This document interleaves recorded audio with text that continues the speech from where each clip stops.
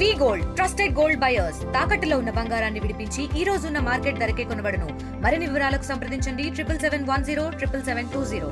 నిజామాబాద్ జిల్లా కేంద్రంలో పసుపు ఏదైతే రైతులు అదేవిధంగా కొనుగోలుదారుల సమావేశం ఏర్పాటు చేసింది పసుపు బోర్డు. అయితే ఎఫ్ఈఓకి సంబంధించి ఆ పసుపును ఎలా ఉత్పత్తి చేస్తున్నారు, ఇతర ఏదైతే వాల్యూ యాడెడ్ ప్రొడక్ట్స్ ఎలా తయారు చేస్తున్నారు, మరోవైపు పసుపు టాస్క్ ఫోర్స్ మెంబర్ ఇద్దరు కలిసి ఇక్కడ ఉన్నారు. అయితే ఎఫ్ఈఓకి సంబంధించి ఎలాంటి ఉత్పత్తులు చేస్తున్నారు అనే దానికి సంబంధించి తిరుపతి రెడ్డి ఉన్నారు. చెప్పండి, ముఖ్యంగా ఈ ఎఫ్ఈఓ ద్వారా మీరు ఎలాంటి వాల్యూ యాడెడ్ ఉత్పత్తులు చేస్తున్నారు?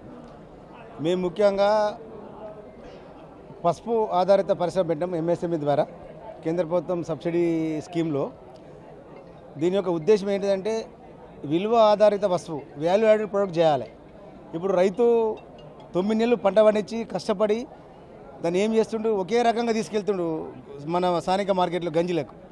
వీళ్ళు ఏం చేస్తారు, రైతు దగ్గర కొని వ్యాపారస్తులు బడా వ్యాపారస్తులు ట్రేడర్స్ ఎక్స్పోర్టర్స్ ఏం చేస్తారంటే దాన్ని వాల్యూ యాడ్ చేస్తారు. సో ఎగ్జాంపుల్ ఒక కొమ్ము ఉంటుంది, ఆ కొమ్మును గ్రేడింగ్ మిషన్ ఉంటుంది, ఒక మిషన్లో పోస్తే 3 సైజులు 3 దిక్కులు పడిపోతాయి. అది రైతు చేస్తలేడు. ఎందుకు చేస్తలేదంటే ప్రభుత్వాల సహకారం తక్కువ ఉంది, మిషనరీ లేదు.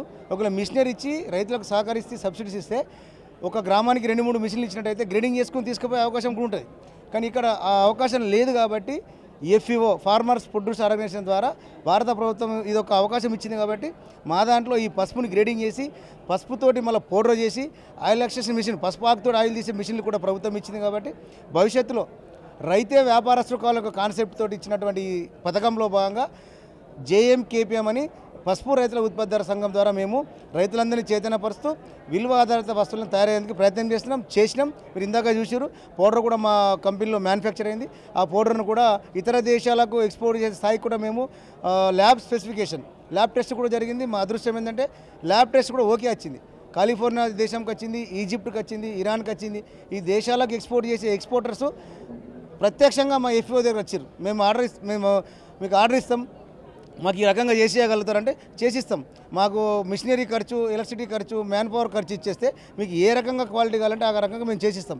కాబట్టి మీరు రైతు దగ్గర కొంటే కూడా ఇట్లా ఎంఎస్ఎంఈ కేంద్ర ప్రభుత్వం బైలా ప్రకారము ఎఫ్ఓ ఫార్మర్స్ ప్రొడ్యూసర్ దగ్గర ఒక ఎక్స్పోర్టర్ కొంటే పసుపు నాకు తెలిసి దాంట్లో మార్కెట్ సేల్స్ కూడా తక్కువ ఉంది వాళ్ళకి ఫీజు. మరి ఆ రకంగా కూడా ఎఫ్ఓ ఇన్వాయిస్ ద్వారా ఆయన సరుకు కొన్నట్టయితే ఇటు రైతుకు లాభం జరుగుతుంది, గ్రౌండ్ లెవెల్లో ఫార్మర్కు, అటు వ్యాపారస్తుకు లాభం జరుగుతుంది. ఎందుకంటే ఈ మీడియేటర్లు 3 పోతారు, కమిషన్ ఏజెంటు, ట్రేడరు, గంజిలో 3 మీడియేటర్లు పోతారు, రైతు ఎక్స్పోర్టర్.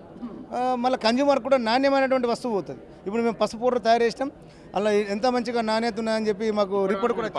పసుపు పౌడర్ తయారు చేస్తారు కదా, ఎంత అమ్మక అంటే ఎన్ని మెట్రిక్ టన్నుల పసుపు పౌడర్ను ఇతర దేశాలకు అమ్మేందుకు మీరు సిద్ధం చేశారు?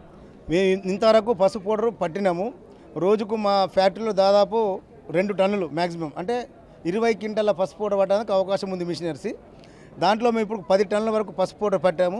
స్థానికంగా మేము తయారు చేసినటువంటి పసుపును మేమే దాన్ని ప్యాక్ చేసి ఇందూరు బ్రాండ్ అనే ఒక దాని మీద మేము ఈరోజు మార్కెట్లో మేము దాన్ని సేల్ చేస్తూ ఉన్నాము.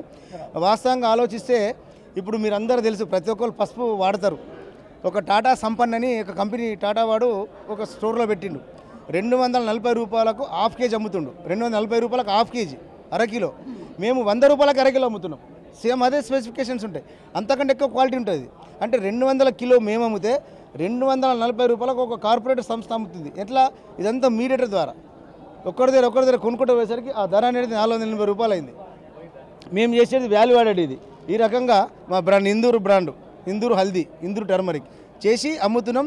ఇతర దేశాలకు కూడా మేము ఒప్పందాలు చేసుకుంటున్నాము. ఇతర దేశాలకు కూడా ఈ సంవత్సరం మేము ఆచితూచి ఆలోచన చేస్తూ ఎక్స్పోర్టర్స్కి ఇస్తూ, అవసరమైతే వచ్చే సంవత్సరం ఇట్లాంటి పక్క ఎఫ్యూలు మధుగారు కావచ్చు, ఇంకా పక్కన మెండోరా కావచ్చు, దరిపల్లి కావచ్చు, నందిపేట కావచ్చు, చాలా ఎఫ్యూలు ఉన్నాయి. వాళ్ళందరి సహకారంతో వాళ్ళ రైతులకు పసుపు కూడా తీసుకొని ఎక్స్పోర్ట్ చేసేందుకు ఖచ్చితంగా మేము ప్రయత్నం చేస్తాం. మా ఎక్స్పోర్ట్ నుంచి మీరు టాస్క్ బోర్డ్ మెంబర్ ఉన్నారు స్పైస్ బోర్డులో. అయితే ఈ స్పైస్ బోర్డు ద్వారా టాస్క్ బోర్డ్ మెంబర్ మీరు ఏం చేస్తారు? మీరు పసుపును ఏదైతే ఎన్సీడీఎక్స్లో అమ్ముతున్నారు కదా, అసలు ఎలా దాన్ని అమ్ముతున్నారు, రైతులకు మీరు మరింత ఎలా ఉపయోగపడే విధంగా మీరు చెప్తారు? ఎన్సీడీఎక్స్లో పసుపు అమ్మడం జరుగుతుంది గత 2 సంవత్సరాల నుంచి. అయితే విషయం ఏంటంటే ఇక్కడ ఎన్సిడిఎక్స్లో గ్రేడింగ్ చేసి ఎగ్జామ్ డ్రై చేసి అమ్మడానికి అవకాశం ఉంటుంది.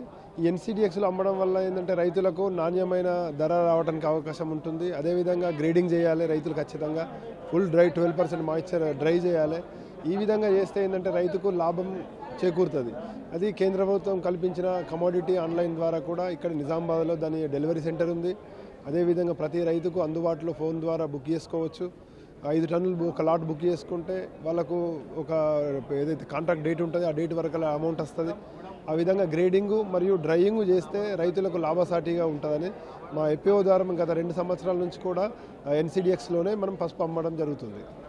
అంటే రానున్న రోజుల్లో పసుపు రైతులందరే కాదు, ఏ రైతు అయినా సరే తమ పండించిన పంటలు వాల్యూ యాడెడ్ చేస్తేనే అధిక ధరలు వస్తే రైతులు బాగుపడతారు.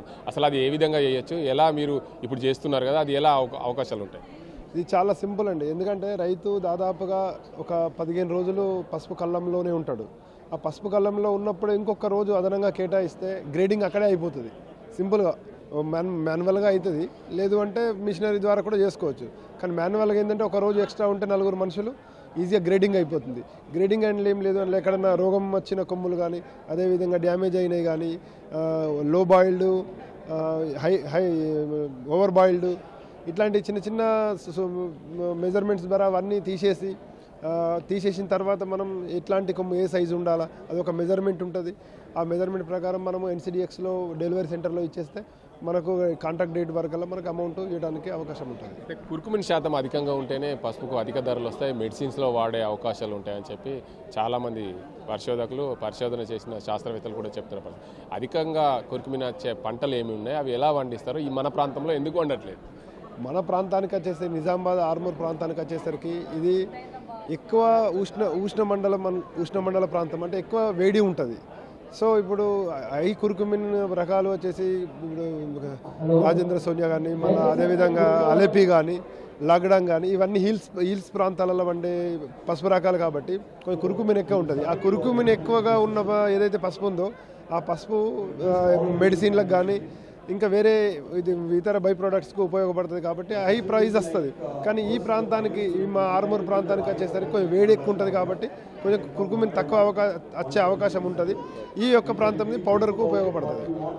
మొత్తానికి చూసుకోవచ్చు, పసుపు రైతులు ఏదైతే పండించే కుర్కుమిన్ అధికంగా ఉండే పంటలు పండిస్తే మరింత లాభాలు ఉంటాయి, మెడిసిన్లకు ఉపయోగపడతాయి. పసుపు రైతులు అధిక ధరలో వచ్చే విధంగా పసుపు బోర్డు ఏదైతే ప్రయత్నం దీనికి అంతకు సంబంధించి రైతులు ఎలాంటి ఇబ్బందులు చెందాల్సిన అవసరం లేదు. ఎన్సిడిఎక్స్ ద్వారా పసుపు కూడా అమ్ముకునే విధంగా అవకాశాలు ఉన్నాయి. వాటన్నింటి కూడా రైతులందరూ సద్వినియోగం చేసుకోవాలని చెప్పి ఎఫ్ఈఓ సంబంధించిన రైతులు చెప్తున్నారు. ఇది ఇక్కడ పరిస్థితి. కెమెరా సాజింతో గంగారెడ్డి, RTV నిజామాబాద్. మరిన్ని వీడియోస్ కోసం ఛానల్ ని సబ్స్క్రైబ్ చేయండి. లేటెస్ట్ అప్డేట్స్ కోసం వాట్సాప్ ఛానల్ ని ఫాలో అవ్వండి. ఆ లింక్ డిస్క్రిప్షన్ లో ఉంది.